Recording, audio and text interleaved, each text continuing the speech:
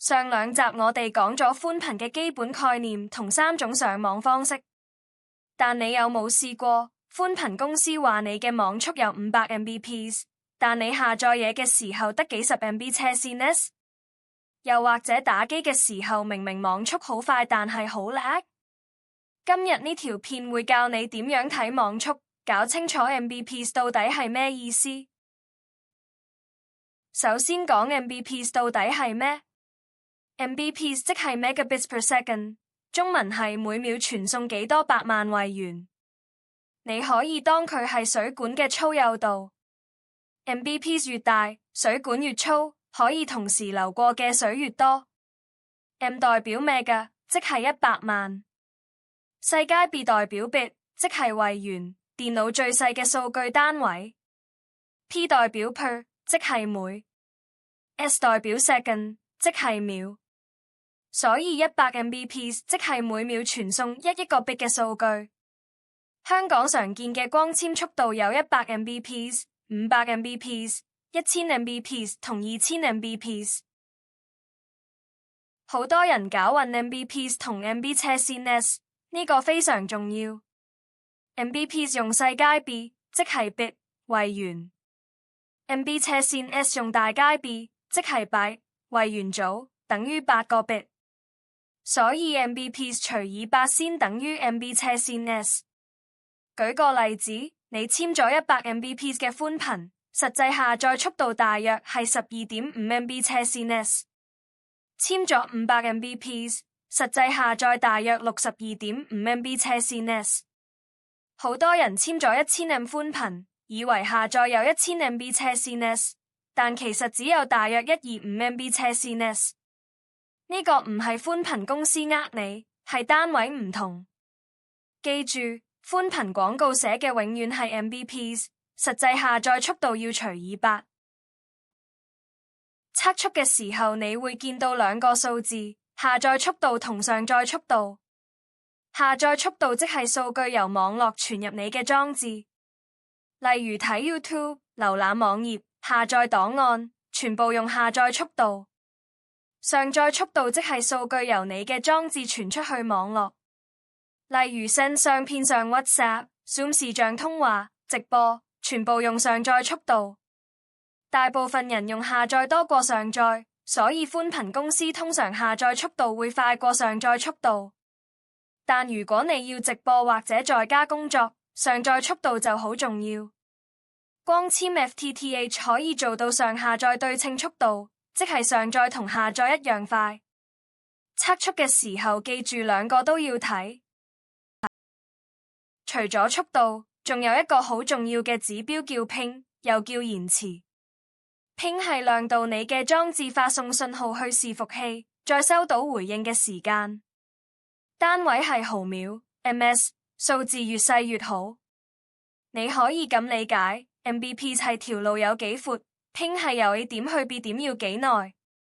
即使條路好闊，如果行得慢，體驗一樣差。ping 1到10毫秒屬於極好，光纖先做得到，打機最佳。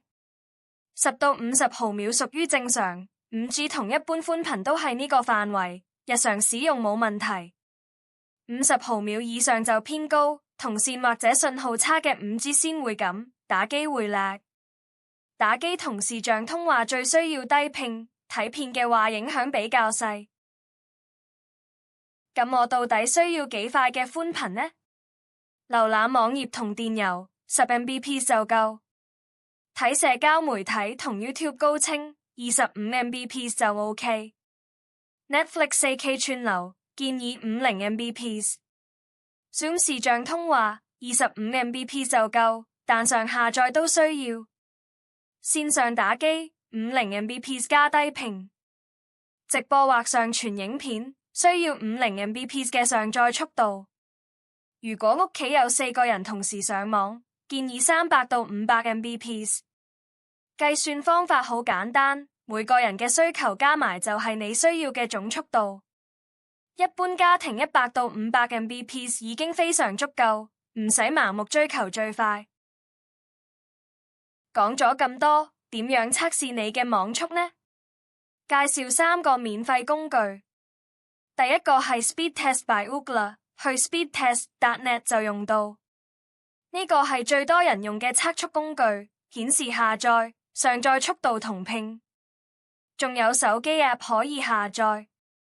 第二個係 Fast.com， Netflix 出品，打開網頁就自動開始測速，界面極之簡單，冚顯示更多資訊就可以睇到上載同拼。第三個係 Google 測速，直接喺 Google 搜尋 Speedtest 就用到，唔使去其他網站，直接喺搜尋結果度測。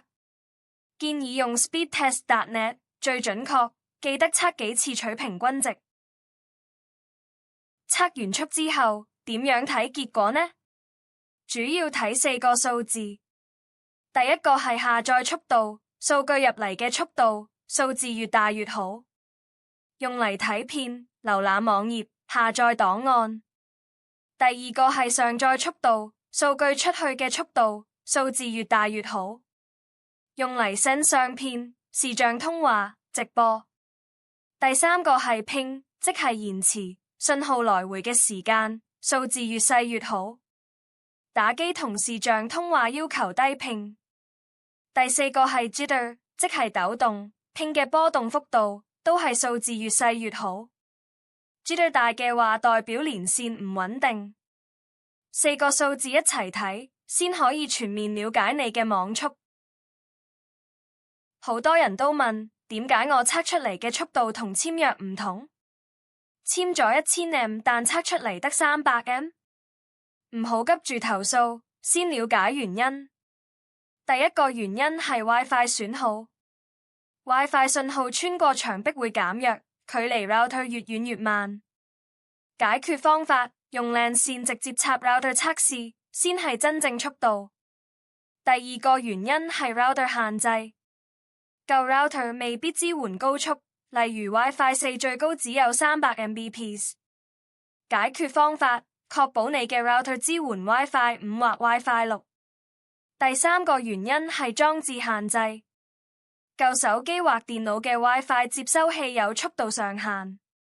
第四個原因係高峰時段，晚上7點到11點多人上網，速度可能稍慢。第五個原因係測速伺服器距離，記得揀香港嘅伺服器測試。最後教你準確測速嘅5大 tips。第一，用 LAN 線直接連 router。WiFi 測速永遠唔會係真正速度。第二，關閉其他裝置同 App， 背景下載會影響測速結果。第三，測試多次取平均，單次測試有機會唔準，建議測3到5次。第四，唔同時段各測一次，朝早同夜晚嘅速度可能唔同。第五，揀最近嘅測速伺服器，揀香港伺服器，唔好揀外國嘅。跟住呢5步做，你就會知道自己嘅真正網速。今日你學識咗5個重點。第一， Mbps 即係每秒傳送幾多百萬 bit， 數字越大越快。第二， Mbps 除以8等於 MB 斜線 S， 實際下載速度要除以8。第三，下載同上載係兩回事，兩個都要留意。第四，拼越低越好，打機同視像通話特別重要。第五，一般家庭100到500Mbps 已經夠用，唔使追最快。識睇網速，先唔會俾人呃。下一條片我會講 WiFi 同寬頻到底有咩分別。好多人以為 WiFi 就等於寬頻，其實完全唔同。